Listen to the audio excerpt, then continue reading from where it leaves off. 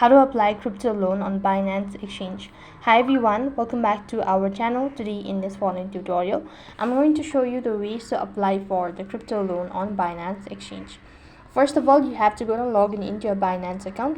When you're logged in, that is going to take you to the home page, and this is how it's going to look like.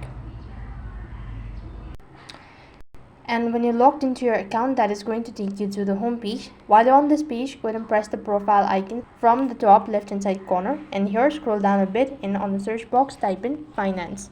When you locate finance, then what next you have to do is you need to select the cryptocurrency that you wish to borrow. Then you could just have to go ahead and choose the stablecoin you want to borrow, such as Bitcoin, ETH or USDT, whichever is for you. And next what you have to do is choose the cryptocurrency you will use as a collateral. This could be Bitcoin, Ethereum, Binance or other supported asset as well. And you have to go ahead and enter the amount you want to borrow and choose the loan term, usually ranging from 7 to 180 days. Then you could go ahead and review the details of the loan, and after that confirm the loan application. That is, if everything looks good, you just have to tap on the start browsing button, confirm the details and agree to the terms and condition.